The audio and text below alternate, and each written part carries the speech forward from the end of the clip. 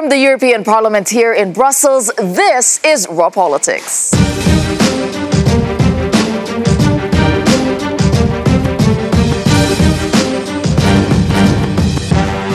Thank you for joining us tonight, and this is what we have coming up on the program. France riots. Emmanuel Macron considers his options following the most violent protests in a decade.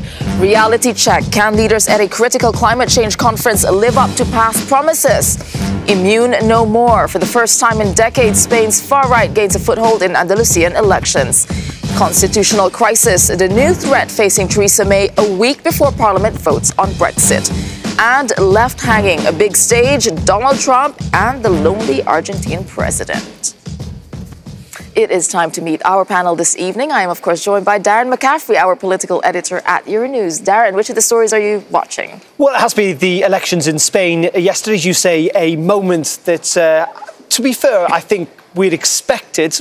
Not quite as large as it had been. But the interesting thing about Vox is they say they're not an extremist party. They're of extreme necessity. What does that mean? Well, it does mean, though, that actually, unlike populists elsewhere in Europe, they're pro-European Union. But it might have taken some people by surprise. All right, joining us tonight as well is Matthew Hind, a political strategist and director of energy at Fleishman Hillard. He has previously worked for the UK government on energy and climate change. What are you watching, Matthew? COP24 in Katowice. You know, this is actually implementing Paris, and we're dealing with a world that's fundamentally changed since 3 years ago. But Trump, does that change? Big questions, though. Big questions whether anything can be done at COP24. All right, and joining us tonight also is Pauline Baca, journalist in French affairs and contributing writer at The New Statesman. Pauline, what stories are you watching? I'm watching Macron and the Gilets jaunes and what happened in France and in Paris over the weekend, what's going to happen in the next days or weeks. We don't really know at this point how big it's going to be or keep being. Yeah. It is still violent. And I think a lot of people have been watching that over the weekend because France is a nation in crisis. After violent anti-government protests erupted for the third weekend in a row. 3 people are dead, 260 people have been injured, and there have been 412 arrests nationwide. President Emmanuel Macron arrived back from the G20 in Buenos Aires yesterday, and an unfriendly welcome there. There's an unfriendly welcome awaiting the French leader as he toured the Champs-Élysées to survey the damage, including a message sprayed on the Arc de Triomphe calling for his resignation. And what began as a protest against fuel tax hikes in France has escalated. Demonstrators took to some wealthy neighborhoods in Paris on Saturday, torching cars, looting boutiques, and vandalizing luxury homes. Macron addressed the crisis in Buenos Aires on Saturday. Les coupables de ces violences ne veulent pas de changement, ne veulent aucune amélioration, ils veulent le chaos. Ils trahissent les causes qu'ils prétendent servir et qu'ils manipulent. Ils seront identifiés et tenus responsables de leurs actes devant la justice. Okay, when we're looking at the protests that we saw in Paris, did the government underestimate or miscalculate? They definitely did. Macron did what he does every time, which is assuming that it's going to wind down, that it's going to solve itself, and that he doesn't have to address every single problem that comes from the street. He doesn't have to listen to the French people. At least that's what he thought he could do at this point, because it was just about one tax. It's not about one tax anymore. It's a general debate, and it's a general protest against fiscal policies, what Macron's been doing so far, and precarity. It's really a debate about who's earning a lot, who's not, and how to change the disparities between incomes in France. And as long as this is not addressed by the government and by Macron, and it's getting very personal. Now they want him gone. They want him to resign. It's about him as much as it is about the general French people and French ideals of equality. Yeah. At this point, it's it has expanded from more than just fuel tax hikes. And Matthew, I mean, we're looking at the images. We're looking at a lot of, we saw violence on the streets. We saw, vandalizing of the Arc de Triomphe. What does it say about, what does it project? And I think the French public opinion is swayed by the images that they're seeing as well. Yeah, I mean, obviously, it's very serious for Macron. I mean, there is a question in my mind which is perhaps almost a little flippant. I mean, every French president becomes very unpopular very quickly. It would seem to be but I mean, this is obviously more serious. I mean, there's an interesting kind of link for me on this to the climate change debate. This kicked off with the raising of fuel taxes and green taxes more generally. What they're discussing in Poland at the moment goes far beyond that. So where does how does a government like Macron's, which is really engaged by the climate issue, actually bring people with it? Because frankly, it's failed on this one. I think there's a way forward for him. I think he could both send a message that I want more equality for you, I want higher incomes, or at least I want it to be to be more equal for everyone to pay for climate change, for everyone to have this. But do you think this is a broad? Well, this is the question. So we had the worst riots, I think, in Paris since 1968. So this is clearly very serious, and it is a very significant moment for Emmanuel Macron. What he does next may well define his presidency. However, let's also flip this. You asked by starting, Tessa, did Emmanuel Macron see this coming? No, he didn't. I don't think anyone did. I don't think the protesters... Actually, MPs from his party were warning the government for months about simmering discontent. But to the level we got at. And I think for the Yellow Vest, there are two key questions. First of all, they are such a disparate group with no real form of leadership, which is part of their strength, but also part of the weakness. Can they actually try and push for what they achieve? And second of all, if the violence continues on the level that we saw last weekend, will the support continue as well? And that's a question indeed of the broader French public. Deal with and I do want to go to Paris now. Our Euronews correspondent Annelise Borgia, she covered the protests in Paris this past weekend and talked to some of the Yellow Vest demonstrators. Annelise, good to see you there. You have been spending time with the protesters. Tell us about who they are and what they want exactly. Well, Tessa, this is a very diverse group of people. For the first time since Emmanuel Macron came to power, we see students, pensioners, doctors, truck drivers, cleaners, teachers, all out in the streets together. And this is precisely why this is called Yellow Vests. A movement is such a strong movement and such a big challenge for the government of Emmanuel Macron. What do they want? Well, that is a very good question. I think, at least, we're having a bit of difficulty hearing you at the moment. We're hearing some sound in the background. That's quite unfortunate. But indeed, Annelise has been spending a lot of time with the Yellow Vest protesters. They've been telling their stories. And as Pauline has been pointing out, it is really about the quality of living, the standard of living now. It's about not being able to afford and then seeing, taxes being imposed and seeing the inequality that this is bringing about. The word they use is dignity, and I think that's really important. It's about people on the streets and blocking the streets, sometimes being violent as well, but mostly in all of France, blocking highways and roundabouts. It's peaceful as well as violence in different places. Is this the same kind of howl of rage we're seeing across Europe, though, and in America? I mean, is this the kind of the French version of Brexit, the French version of Five Star, of the Lega? Yes, I think there's something about that. It is about the standards of living. It is about people not being able to pay for rent. I think it comes down to the fact that it is not just the poor who are now in poverty. We talk about the working poor, the people who essentially are working but cannot afford to live. Ends meet. But what about what it means to Macron? Where does this leave him? How bad is this for him? We've been watching it for weeks. We've been asking the same question, but it seems now there's a possibility of imposing, a state of emergency and dealing with it in a more serious way, I think. It's been serious for a while for him because he's not understood how long this was. This lasted. It's not coming from nowhere. He's not been listening to the French people who for months now he's meeting in the street and who tell him, I cannot pay my bills, I am working all the time and I still cannot meet. From a crisis management point of view, Matthew, how does this pan out from Macron? I mean, I think you've got it. I think that's the answer. Yeah, I mean, I think the question is, does he back down?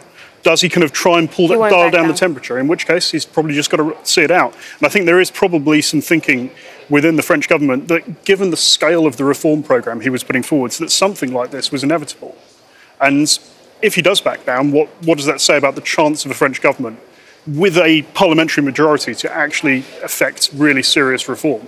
So does he have a choice? And that's the big question, isn't it? When France is used to protest and it's used to saying it wants to be reformed, but then opposing reform when it seems to come. Emmanuel Macron is a position, unlike many other French presidents before him, he's got that enormous parliamentary majority. He can roll things through. And the big question is, we are starting to see potentially some of the buds of economic growth. The economy is quite strong. Employment potentially is starting to rise in France again. So I think the temptation for him will be to plough on.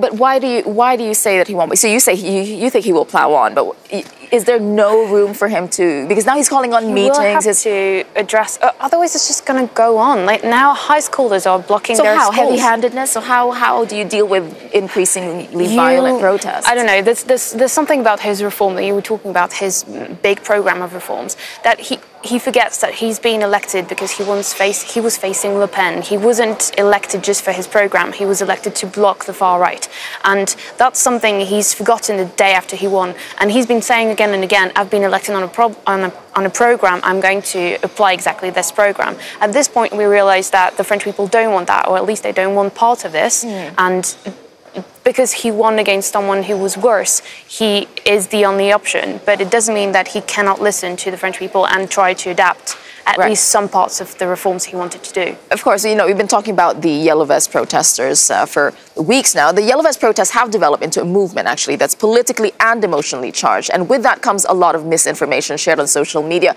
Alex Morgan and our team in The Cube have more on this side of the story. Alex? Hello, Tessa, and hello to the panel as well. Now, there's a lot of photos and videos you're seeing that aren't necessarily fake, but the information around them is misleading. It's more complicated, certainly in 2018, than fake and real when it comes to this. Real sequences and images shared without the full picture or from the wrong angle give a different impression. And we are seeing that when it comes to these Gilets jaunes demonstrations. And that's being used by both sides, politically motivated people on both sides, twisting things to fit their arguments.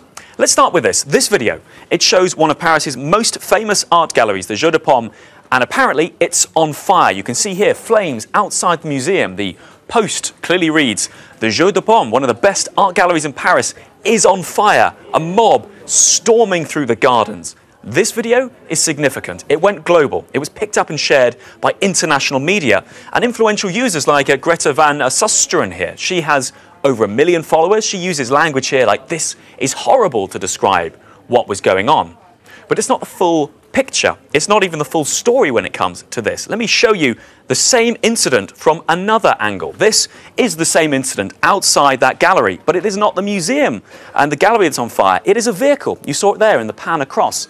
It was a vehicle outside, and indeed, the museum put out a tweet to say there was an evacuation at 3 p.m, but that was not because of incursions inside the building. That what was set alight was this vehicle outside the front. Now, why does all this matter? Well, it's not to condone vandalism or to downplay it, but it is to say that different angles, different videos give a different sense that allows you and I to interpret videos differently. So you can see here how things that aren't necessarily fake are being manipulated by people on both sides with points to make. Let me bring up, talking about both sides, let me bring up now some posts in these Facebook groups. You were speaking there about social media. This movement, really a groundswell of discontent spilling from social onto the streets. Look at this, calling themselves Gilets jaunes in the groups. These are several of the pages. They are getting ready, mobilizing for next weekend. They're calling it Act 4, round 4 of these demonstrations. Emmanuel and our team here observing the pages, seeing people join minute by minute. And many of these posts, they're questioning whether Macron can survive, and many of them demanding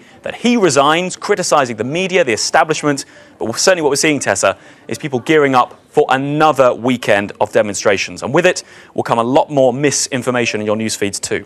Indeed. Thank you for that, Alex and the Cube team. I mean, it does happen a lot when something is spread on social media in terms of messaging. Well, what is interesting is who owns the Yellow Vest movement right now? I think the left and the right are trying to hijack it, but at the same time, they haven't been able to. So who owns it?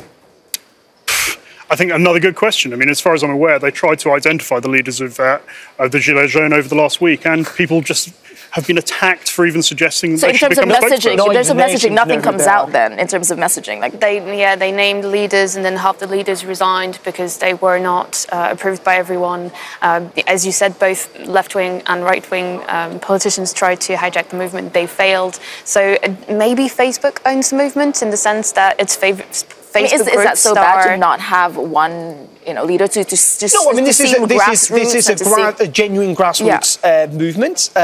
It's got violent tinges to it. It's got the overwhelming support, apparently, of the French people. I would question, though, the number of people who came out on the street. I think 3 weeks ago was nearly 300,000.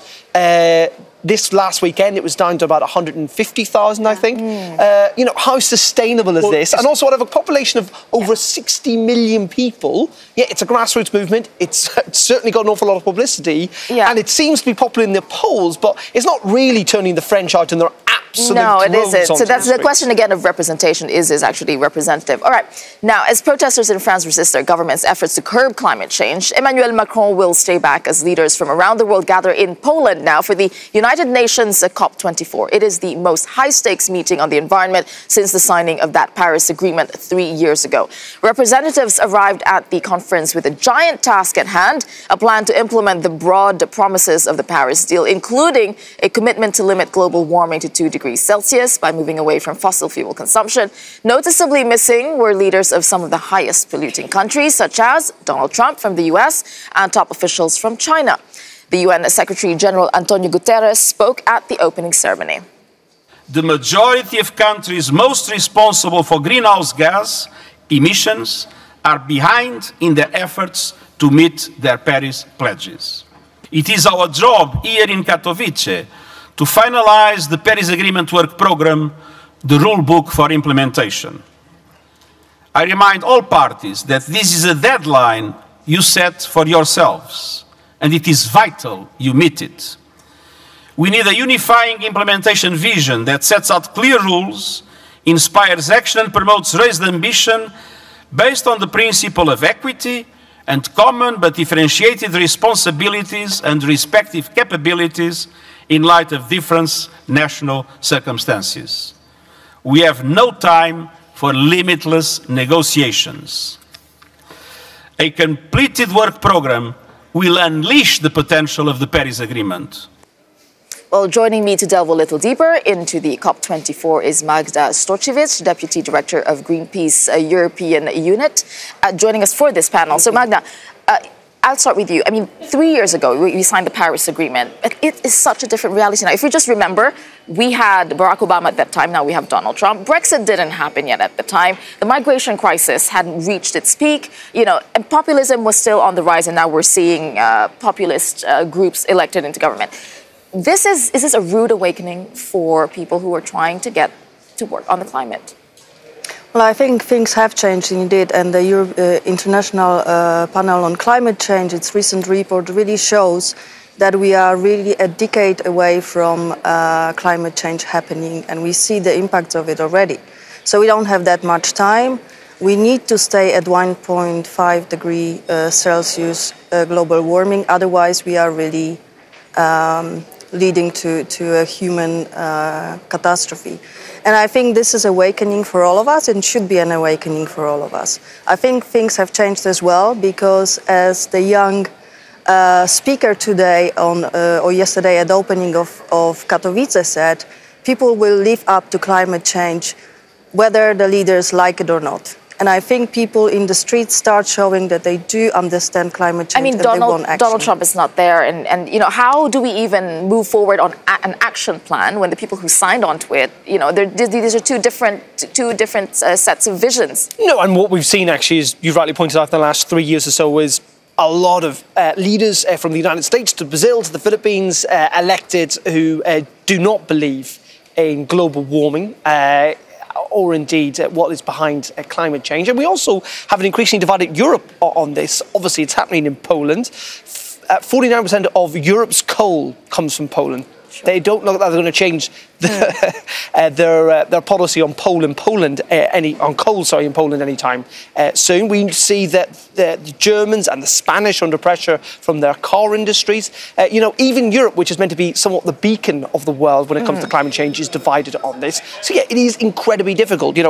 Paris was about kind of mapping out this strategic plan. This is about trying to implement it, but it's going to be pretty difficult. It is. And that's quite a depressing outlook. And I mean, if you actually look at the reality of what Paris achieves, I mean, the UN estimated it gets you a 3.2 degree increase in global temperatures. aiming for 2 degrees, or let alone 1.5 degrees, involves societies making decisions that are going to be incredibly difficult. I mean, we go back to the Gilets jaunes. But exactly. They were completely realistic policies from the Macron government on fuel tax and on green taxes. And the reaction has been... But I think what's interesting, what you're saying, is that you have the Gilets jaunes, the yellow vests, who are saying, okay, we think this is too expensive, but then 65,000 people marched peacefully in Brussels over the weekend to say we actually want to claim the environment, claim the climate, to fix it. I think people do understand that we need to do and we need to step up on climate change, and the governments need to line up behind the 1.5 degree. What happens is actually that the costs of the transition are being put on people who are already left behind, on those who are already in a difficult situation. While, as you may have heard, Shell hasn't been paying taxes on its profits. How do governments react, though, when they see different messages coming from people? If I can just finish. If the companies that are actually causing the problem in the first place would be taxed properly, if we actually look at the cost of inaction, then the picture would look very different. Because people can be taken behind the climate change if they know that they are not going to be worse off, that their health, their income is not going to be worse off. The interesting thing is, there's several things that I think people are starting to, if you lived in Sweden or Portugal over the summer, California, if you suffer from flash floods, people are starting to notice that the climate is changing. However, people still have this disconnect between trying to change, recognising that, and changing their behaviour, and also recognising the cost of it. You I sent a graph around last week on our internal WhatsApp group at Real Politics, which showed that the greatest thing that we as human beings could do to lower our carbon emissions is to have one child fewer. Are people prepared to go that far? Because in the that's an enormous sacrifice for people to make. It's saying that I don't also dispel that science potentially might still have the solution to this. I was reading a story yesterday in the newspaper suggesting that they may be able to replicate a volcanic explosion, what that would be like in terms of reflecting some of the sun's light back. And that, in 1990, when it happened with an actual volcano, led to 0.5 lower global temperature that year. So there are also solutions outside of making sacrifices. And very, very, very quickly, Magda, I'll end with you. Do you think that fear is not the right way to market the message of climate change? I think fear is not the right way. I think hope is the right way. But we do need to convince people that we are behind them, and the governments need to convince people that they care for them. They have duty of care for citizens, and not the 1% that is the richest, but the 99% that constitute the humanity of the earth. All right. On that note, we'll move on to tonight's Eurostars. It's all about Merkel, whose G20 was a play in 3 parts. Let's take a look.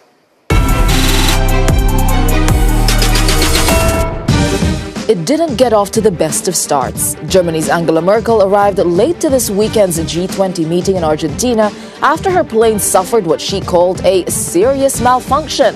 Miss Merkel was forced to disembark in Cologne after her Airbus A340 lost communications shortly after takeoff from Berlin. She was then snapped slumming it in commercial on an Iberian flight across the Atlantic. Once in Buenos Aires, she sat down for talks with leaders including Donald Trump and Vladimir Putin. And the one that caught everyone's eye, the Australian Prime Minister. As Miss Merkel was spotted glancing at a briefing note on her bilateral buddy, talk about leaving your homework to the last minute. But things improved for the German Chancellor when she celebrated the end of the G20 by visiting a Parilla grill restaurant and got a welcome fit for a pop star. I mean, still a lot of attention for a leader that's on her way out. I mean, in a few years, isn't it?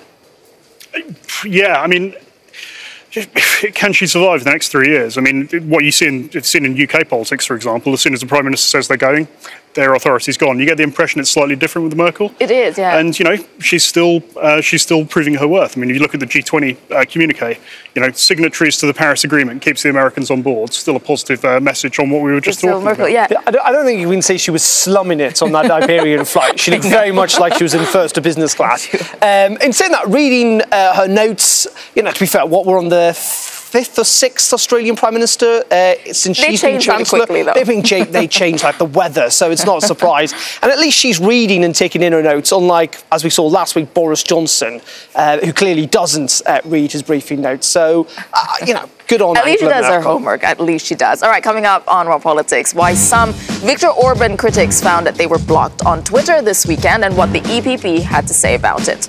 Also, the first time in decades, a far-right party gains footing in Spain. Don't go away.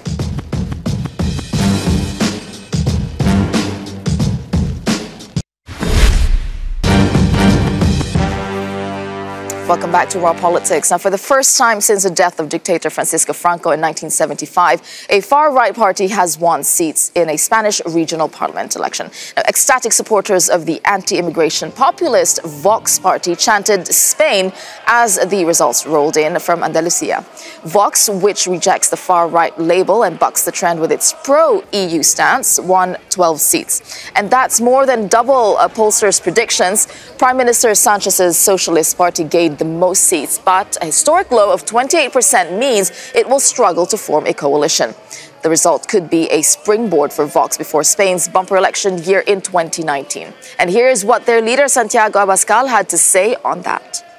Andaluces, una vez más, han hecho historia como tantas veces la han hecho a lo largo del tiempo.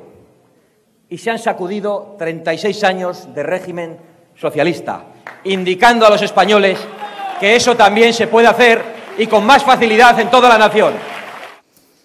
Well, with more on this, on Spain's shifting political landscape, we have Josep Maria Terricabras, who's a Catalan MEP with the Republican left of Catalonia, reporter Ana Lázaro Bosch from Euronews' Spanish service, and we also have Teresa Kuschler, who's from the Swedish daily newspaper Svenska Dagbladet. She is the Brussels correspondent. All right, let me start with you, Ana. Spain was supposed to be immune to this sort of populist right-wing shift. What happened? Did we not see this coming? I think there are many factors to explain this. It's true that we thought that we were vaccinated, so that came as a big surprise. I think one of the factors has been the independentist process in Catalonia. Because this party is promising that they will re-centralize power in Spain, and they want to abolish the system that is nearly like a federal system. So I think people were scared about this, so that's one of the reasons for this party rising. But of course you have other things that are more related to the European situation, that people is not trusting anymore to the traditional parties, and this is one important factor, and also that the left is not proposing solutions now. So there is this decline on proposing So this is similar reasons, but more specifically you're bringing up Catalonia. What does the Catalan story have to do with what happened in Andalusia? Nothing. Okay, see, he disagrees. No, nothing So what do you think, what is driving this then? Well, I have to say something. That's not something completely new. Okay. I think that PP was a very large party in Spain, and it was a right-wing party, but it had inside a lot of members who were extreme right. But now they have departed, so to speak. They have formed an own group. Some of them come from PP, from the original PP. So, and they have used Catalan politics to make campaign, which is extraordinary, because they didn't talk about Andalusian. And that's fantastic. Right. They talked about Catalans, and we have nothing to do with that story, because we don't have far right-wing parties in Catalonia. Okay, well, to Anna's point, bringing the other possible reasons, bring it to European stage. Unemployment was quite high in that region. It is also one of the first entry points of migrants coming into Spain. Did this play a part?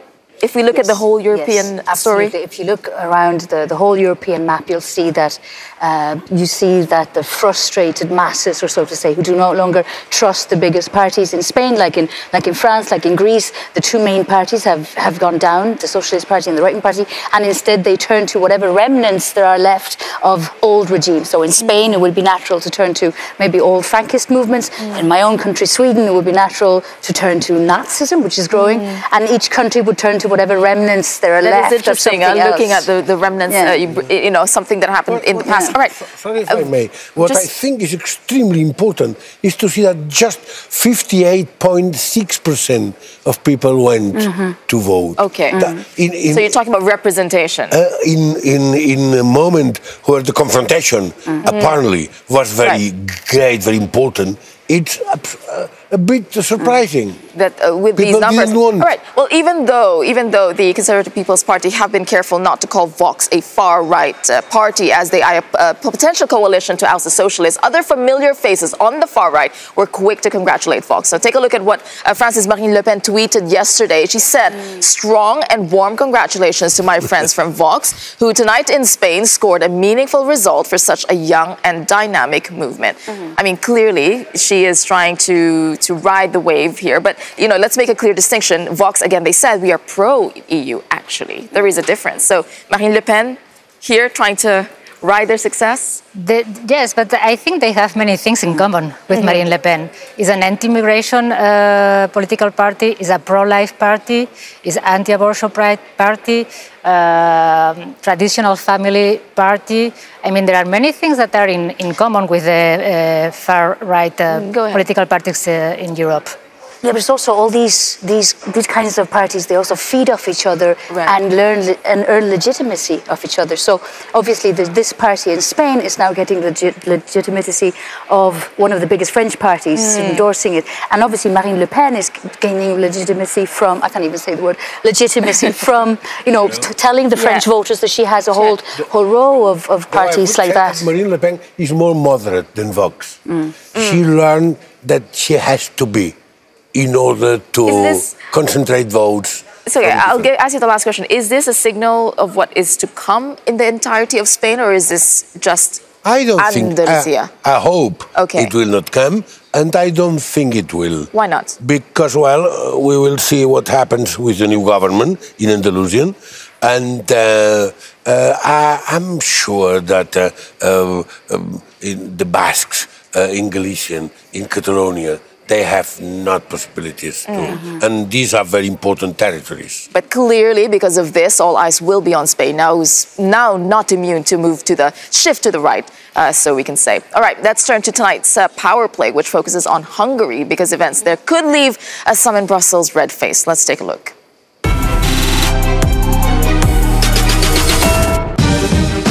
With the doors of Hungary's Central European University firmly shut, the George Soros-funded institution is poised to move over the border to Austria. This comes after a lengthy battle with Viktor Orban, who accuses the university of promoting illegal migration. And it's a battle which has consequences for some in Brussels. It's because Prime Minister Orban sits alongside figures such as Jean-Claude Juncker and Angela Merkel in the European People's Party. The centre-right political grouping is under increasing pressure for failing to kick out Mr. Orban. And this weekend, it appeared to block several of its critics on Twitter. As the social media storm grew, the EPP responded, saying several accounts were mistakenly blocked this weekend. We have unblocked the accounts, and those affected will be able to read our content again. We apologize for any confusion. Nothing to see here?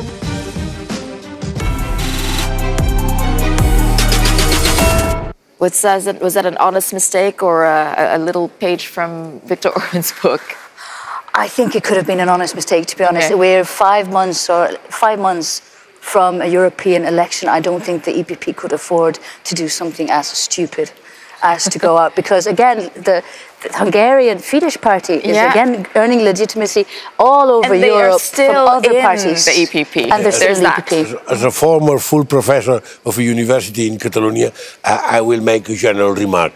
To block or to close a university is always a drama. It's a drama. It's like burning books. Or Twitter accounts, for that matter. Hungary. Absolutely. All right. Let's take a break first. After the break, on Raw Politics, threats of constitutional crises, no confidence votes, and another referendum. We take a look at the week ahead for Theresa May. Don't go away.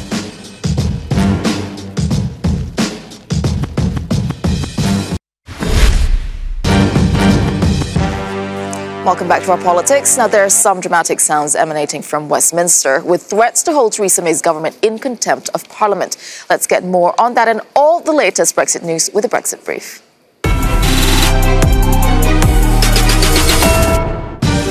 Fresh from her appearance on the world stage at the G20, Theresa May strides back into Westminster today. And she's not in for a particularly warm welcome. Her government is coming under mounting pressure to publish its legal advice on the Brexit deal. Mrs. May seems to be digging in her heels, risking, you guessed it, another constitutional crisis. and don't expect the opposition to back down anytime soon. We will start contempt proceedings. This will be a collision course between the government and Parliament.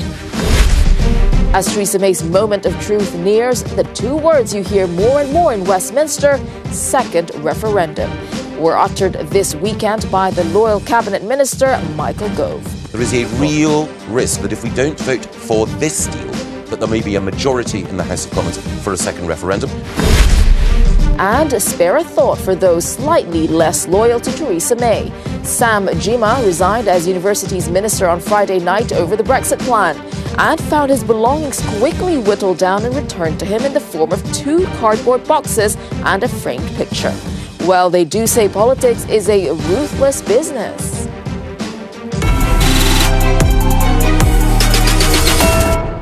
Well, for more on the latest Brexit developments, I'm joined by Mary Honeyball, who is a UK Labour MEP, our political editor, Darren McCaffrey, and Matthew Hines, who's a former UK government representative in Brussels and is currently Senior VP and Director of Energy at lobbying firm Fleischmann Hillard. All right, I'll start with you.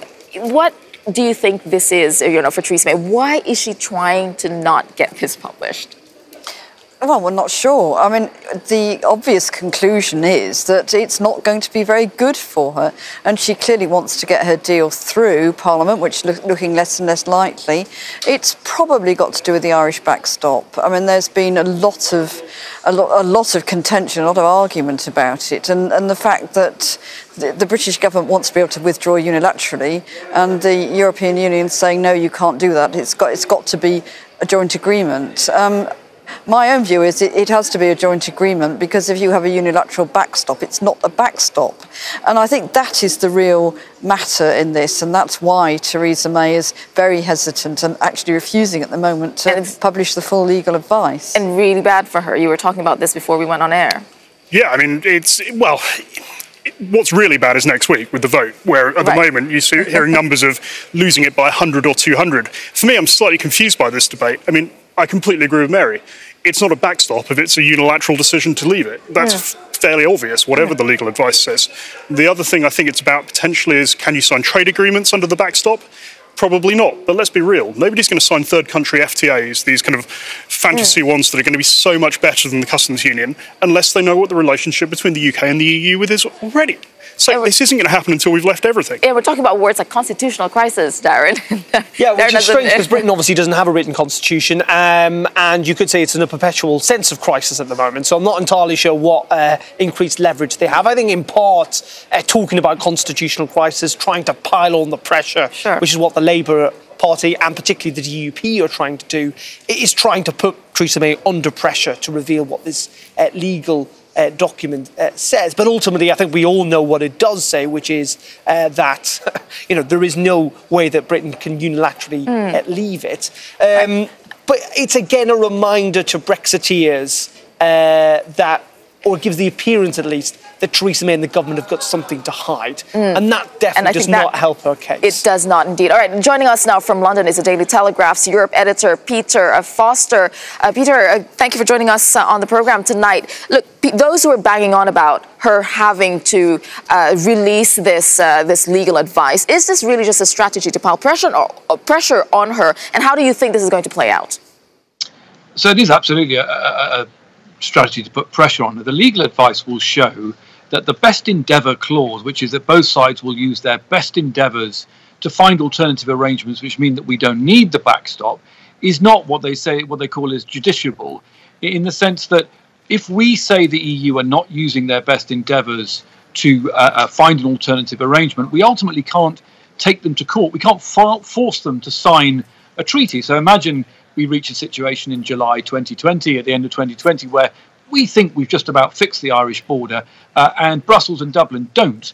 Ultimately, we can't do anything about it. We are there unless and until the arrangements are approved by both sides. And I think one of the difficulties here for the government is that Geoffrey Cox, the Attorney General, made a big fuss about this legal advice and then basically signed off the deal. And I think what the trouble is, the legal advice will show that the deal doesn't really fulfill the wishes of the Brexiteers at all, and therefore they want it out in the public, so they've got something to point to. Yeah, and Peter, the term second referendum now, we've been hearing it a lot more often. Even Brexiteer Michael Gove said that. Is this now a more likely possibility? Well, it is, but remember, the second referendum can only happen if the government passes legislation. So when Michael Gove says it's more likely, he's doing that as a warning to the Brexiteers that they need to be very careful what they wish for. If they vote this deal down, they need to be careful, because that will unleash demons. If the Labour Party comes behind a second referendum, if they're not going to get a general election, then the Brexiteers risk everything. And so, all of this is about trying to shrink the rebel pack. I think the government accepts that it's probably likely to lose on the 11th, but if she can lose by, 25 or 30, not by 50, 60, 70, 80, then maybe she can spin it as some kind of victory, go back to the Europeans, get some kind of fig leaf concession, although it will be fig leaf concessions, and then get the vote over the line second time round. The danger for the government is that there's such a herd instinct now in the Commons that everybody thinks that by voting it down, they can open the door to their preferred alternative, and that's going to be a problem. All right, thank you for that, Peter Foster, the Daily Telegraph's Europe editor. Thanks. Mary, do you agree with what Peter was saying, that the mention of a second referendum is really also another form of pressure on Theresa May? Well, I'm sure it is. Theresa May is desperate to get this deal through, and she's faced with a whole bunch of backbenchers. Last figure I saw was 100 who don't want it and who are saying they will vote against it. And in that 100 are her extremely hard Brexiteers who seem to be stopping at nothing to make sure that they get their way, which is actually to leave the EU without a deal. So she's in a really bad place, and she's not really making it any better for herself with this legal advice. I mean, there may be reasons she thinks, for what it says, that she doesn't want to publish the whole thing. What she's doing is losing even more credibility, and that is the problem. I mean, this is just spiralling downwards, and who knows where it will go. It seems rather unfair, because actually, if you put it in the context of the UK Red Lines, where clearly freedom of movement and the restriction of freedom of movement is the defining issue, this is probably the best deal you could have got. If it wasn't for freedom of movement, we'd be probably looking at Norway and the European Economic Area. And the question, of course, for the Labour Party is they're apparently going to come back and renegotiate the best possible deal. That's not possible, is it? I think we need to be very careful how we talk about that, because the EU has said time and again, this is it, this is the deal. It's your party leadership. Actually, and also, what the party's also doing is saying that we want the full legal advice. Keir Starmer is the one who's been leading this, who is a very eminent lawyer himself, so knows what he's doing on it. So everyone, all political parties are confused on this, and I don't think Labour's any more confused than anyone else. Do you think Labour will get to a point at Westminster where they will back a second referendum? It seems to be moving in that direction. I mean, I am very much in favour of a people's vote. I think it needs to be put to the people again, because it's become ever clearer what Brexit means, and I think the only fair thing to do now would be to have a people's vote. But it's not my decision. I mean, it's not the decision of the MEPs here, but that's what I would like to see. It's really not looking good, though, for Theresa May. We can see that. All right, we'll come back after a short break. It was a photo op that Donald Trump was ready to miss. Catch tonight's raw moment coming up next. Don't go away.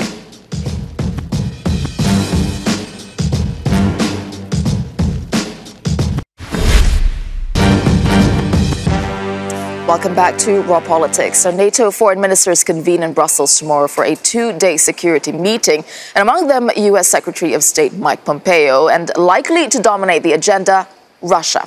That's after a confrontation with Ukraine ended with the detention of several Navy personnel. Moscow blamed Ukraine for the incident, with its president, Vladimir Putin, calling it a provocation, but denying the claims that Ukrainian President Petro Poroshenko warned Russia of serious consequences. All eyes will be on NATO tomorrow and Wednesday as pressure mounts for a tough response. All right, joining me for this, we are back with Darren McCaffrey, our political editor. Also joining us is Mary Honeyball, Labour MEP, and Teresa Kushler, journalist from Sweden, Dangelsblad. All right, let's talk about what Mike Pompeo being here. Will that change the current response that the EU already has, what will that bring to the table? I don't think it will change anything. It was quite obvious after the incident last weekend. It took the EU countries 2.5 days to just come up with the declaration, and they fought for 2.5 days whether or not to use the word condemn in it. They were fighting over a word for 2.5 days. So we're far away from, the sanctions that the Americans have asked for. We're far away from united view on how to deal with Russia. We know, for instance, or ships that Ukraine asked for. Yes, but Italy, for instance, is blocking everything. We know that the new government in Italy does not want to renew the sanctions against Russia, let alone introduce new sanctions. So I don't think there's going to be a big response. The meeting again, what can be done? What is going to come out of this? I wish I knew.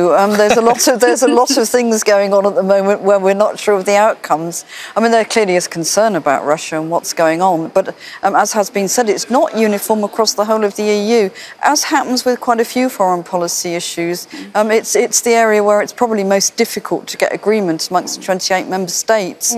This is just the way it is. And as this prolongs, are we seeing that NATO is actually not as powerful as it should be in responding to something? Well, of course, we have to remember Ukraine's not a NATO member, so this is a very different circumstance, for example, than if it was one of the Baltic states. Well, I mean, everyone's having to be careful because whatever people think the response to this is, no one wants to escalate it, or certainly no one in the West wants to escalate it. And so what is the response when, as you say, opinion on this is divided? Not least of all because, of course, the stick with which the West has tried to beat or corral Russia with in the past, even in regards to Ukraine, clearly is not working, not least of all sanctions.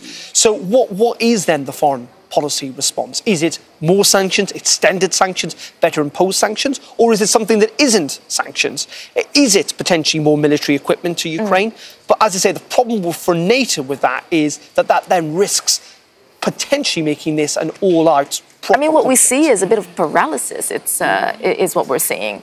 Well, there's two things. I mean, again, the EU response is different. The NATO is the only organisation that has the muscles to actually do something like a rapid intervention or whatever. But it's also, to be honest, there is fear right now about NATO protecting our eastern flank or Ukraine, because we know that Donald Trump has said that he does not want to care for Europe anymore. Europe, should mind their own, defence. There is also, obviously, we have Brexit. We have the British leaving the EU, which has left a lot of countries in the East a bit worried, because not only is Trump turning his back on us, maybe the British might as well turn our backs on, and that was the big NATO partner, Britain. So there is a big worry that the EU is. Yeah, I mean, I would add to that, though, of course. I mean, it is Britain. It's almost given what's happened in the last year with Salisbury and other incidents. I mean, Britain has been one of the countries that's taken the hardest of lines against Russia. But the problem is just this lack of unity, or this lack of. Understanding about what should be done next. That's where there is this paralysis. But is there agreement that the response should be stronger? Is there agreement on that front at least? I'm not actually sure there is, because as has been said in this analysis, there's just different countries at different geographical parts of Europe have completely different responses to this, and that's very much the issue. In terms of Britain, I think even were Brexit to go ahead, and that's not a done deal at the moment, there would still have to be foreign policy involvement. I mean, this is really the difficulty with the foreign policy, especially in the EU, as you say, lots of different national interests there. All right, time for tonight's Raw Moment, and it seems Donald Trump is bored of being on the world stage. Let's take a look.